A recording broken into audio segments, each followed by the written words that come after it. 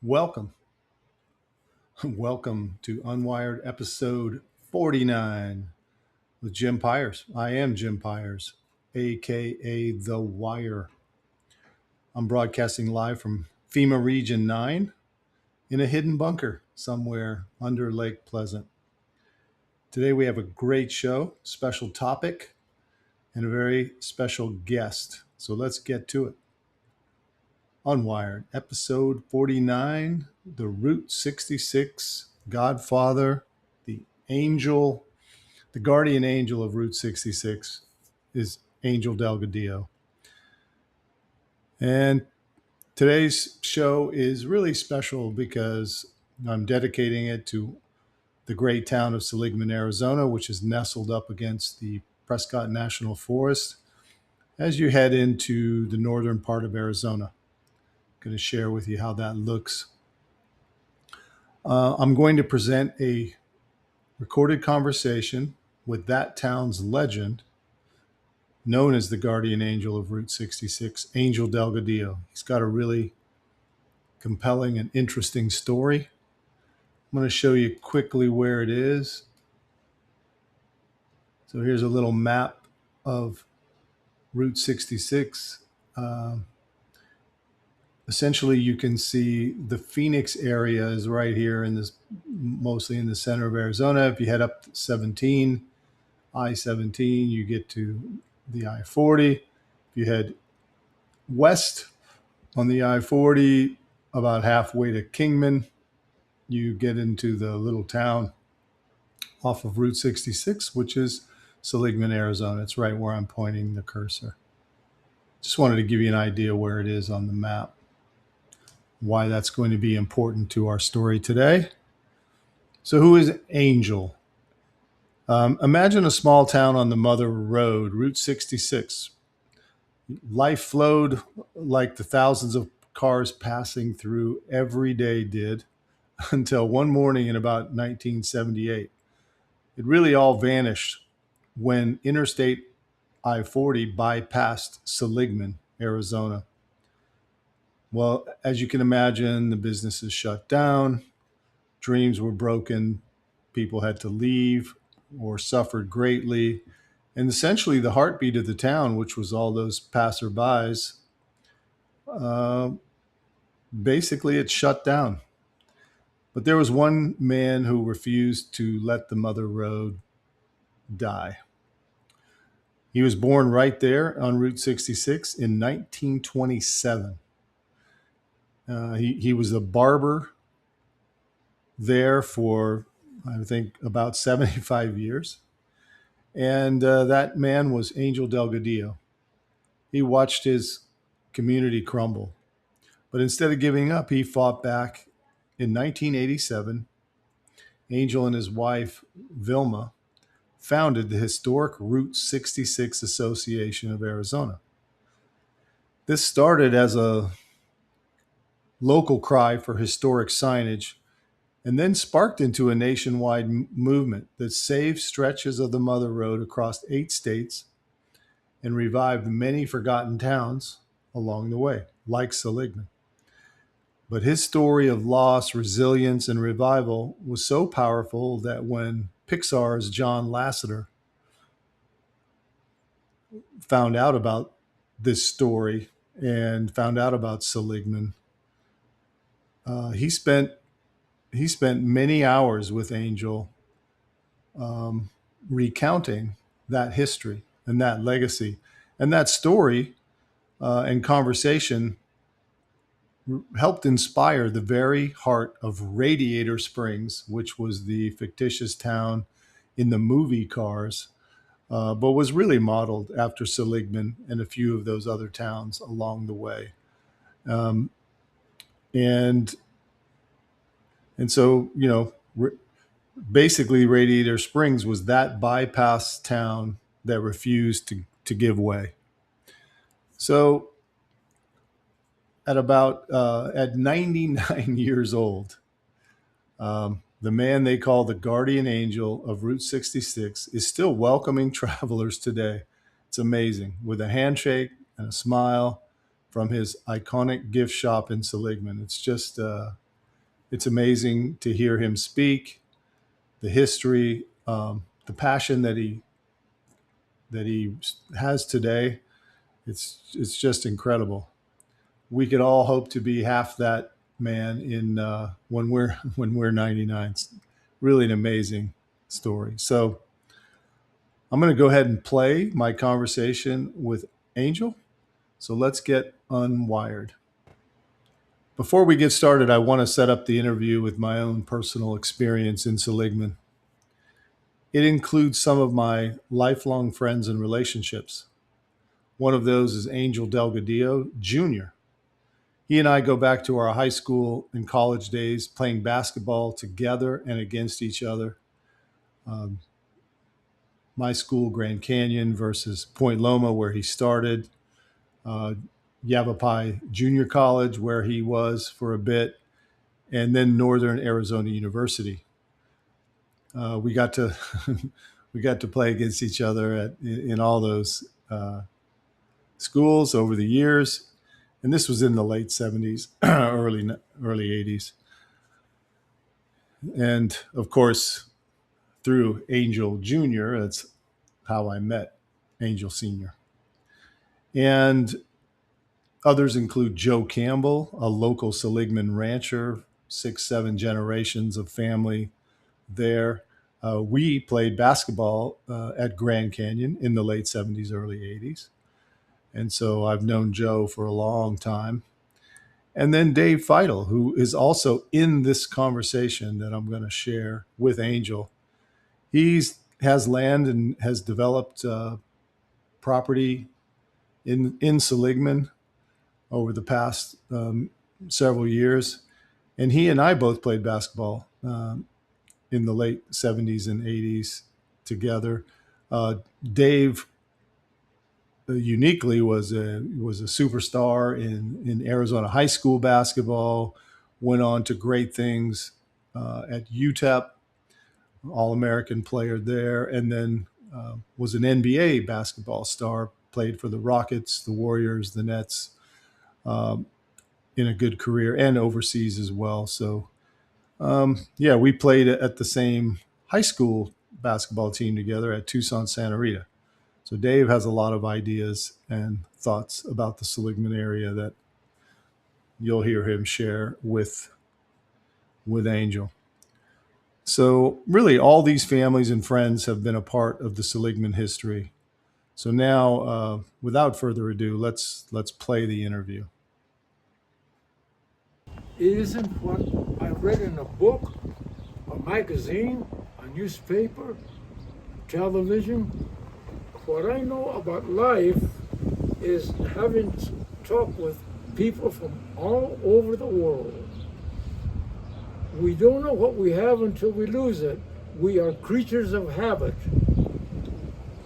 When we were bypassed September 22nd, 1978, and the town died for 10 years, I says, how do we get the economy back? I listened to what the people were saying. They were talking all about when I was a little boy, when I was a little girl. This has got to be that my parents left the Midwestern states to go to California. History tells us there's 250,000 people migrated from the Midwestern states when they reigned for 5 years, and they went to California. So I have learned that people coming back to Seligman, why are they leaving the fast traveling highway to come to this little bird town?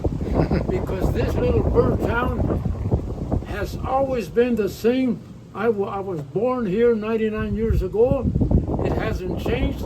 It is a community of yesterday. And people are looking for so much of yesterday, and they can find it right here in Seligman. I seen them lay down on the Route 66 taking pictures. I seen them standing up gawking at the buildings, picture taking. They are so comfortable when they come to Seligman because it is a big part of yesterday. They get off of the black asphalt jungles, the city, And Seligman gives him that, it's so nice to be here. Believe me, you. Seligman.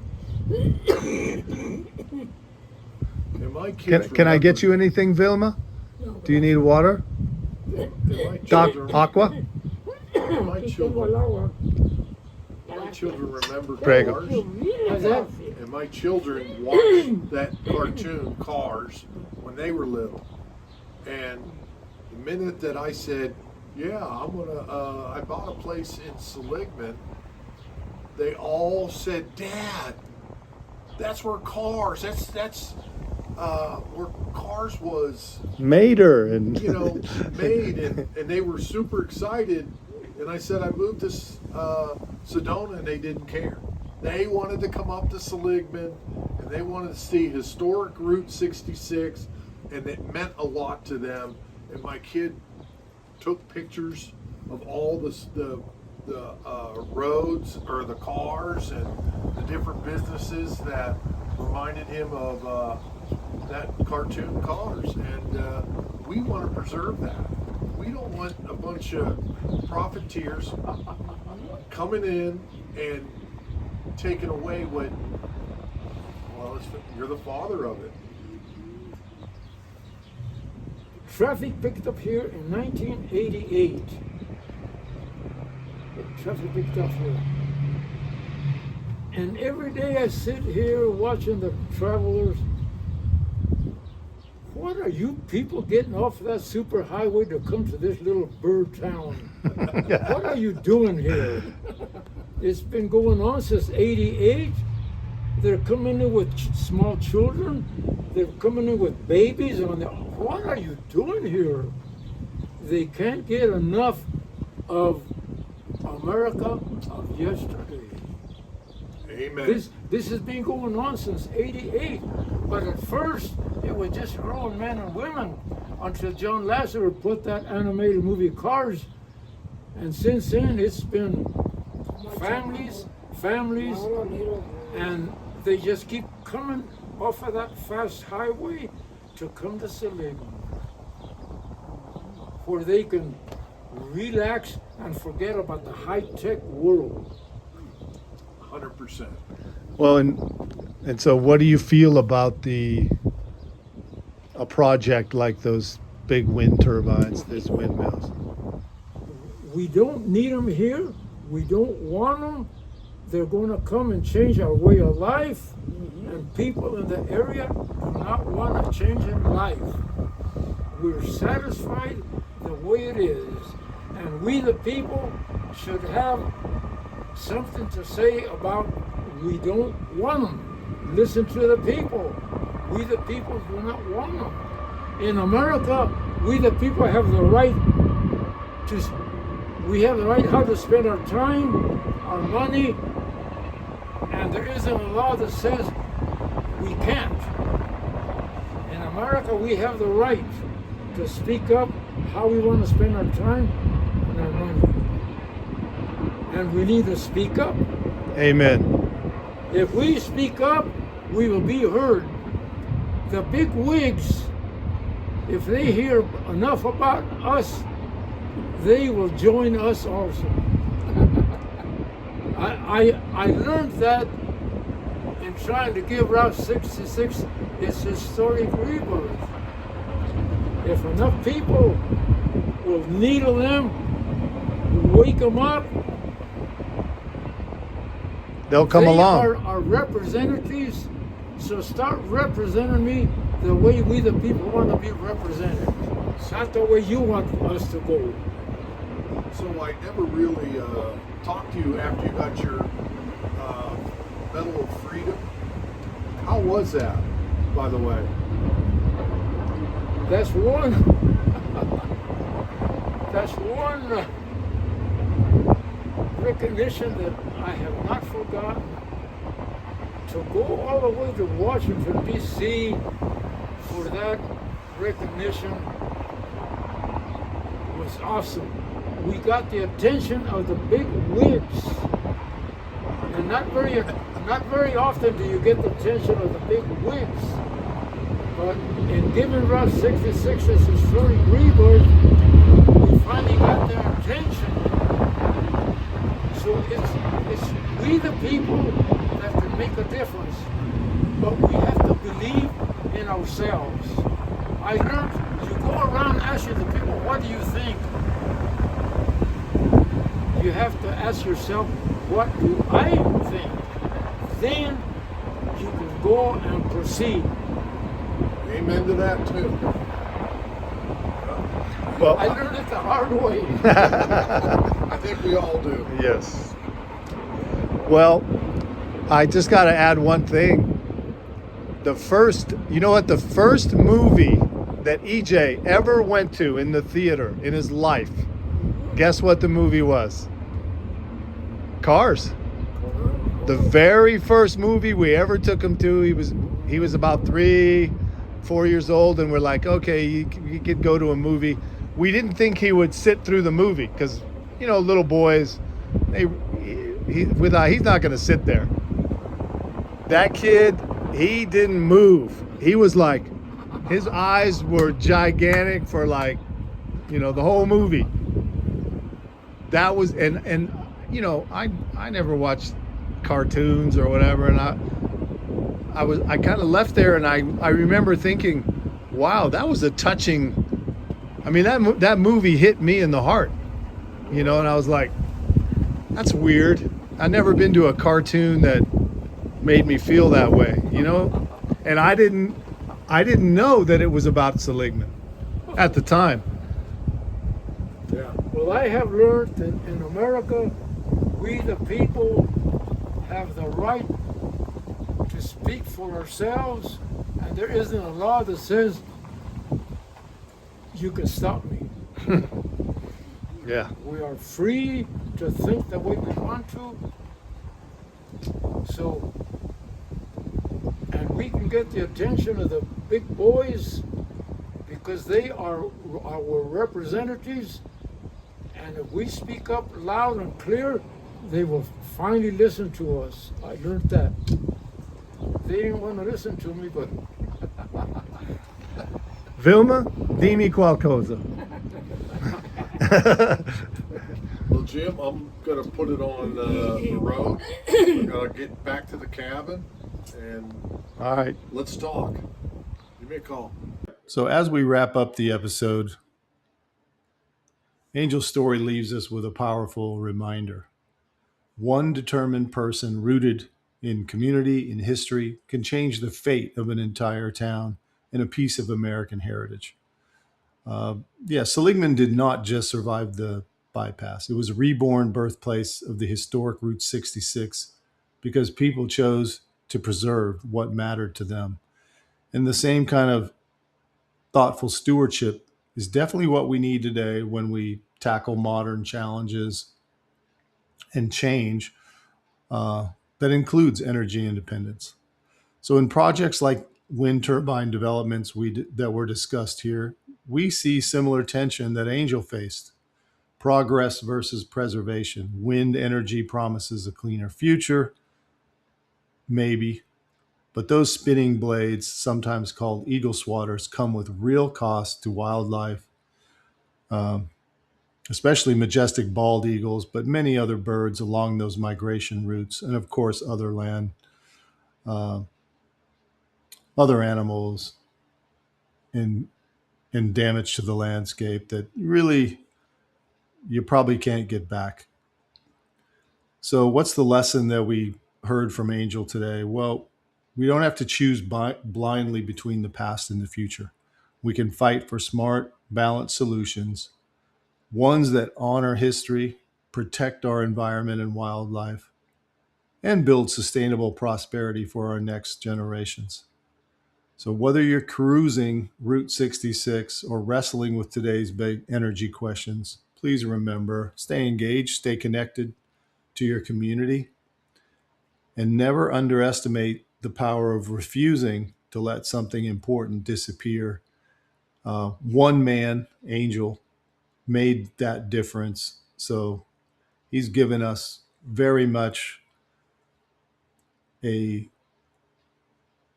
transparent possible way of continuing that legacy of Seligman and towns like it. So thanks for joining me, Jim Pyers, on UnWired episode 49 with the guardian angel himself of Route 66, Angel Delgadillo.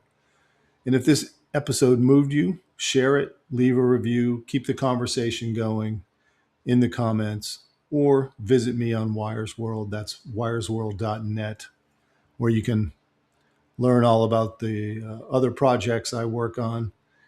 And the show notes are posted there.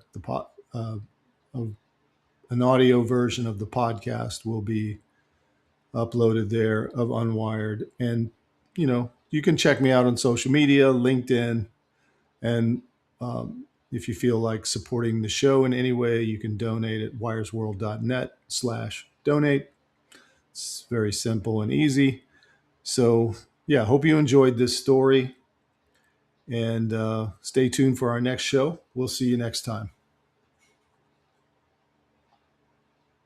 Did forget to mention something really important. That is, there is for information about the campaign that's going on to stop these wind turbines. Very interesting, organized program here. It's actually called eagleswatters.org. I've got the website up here. You can visit that website to learn more about the project, where it's going in, what it's supposed to do, the 450 megawatts of power it's supposed to generate, et cetera, et cetera. And I think you'll find some really good information there. And if you want to get involved, that's a good place to get organized, find out when the meetings are within the town. There's also some Facebook links. I will put these links in the show notes, but this one in particular, eagleswatters.org, just like it's spelled. And we'll make sure that you have access to this information in my show notes and in the podcast itself and on my website.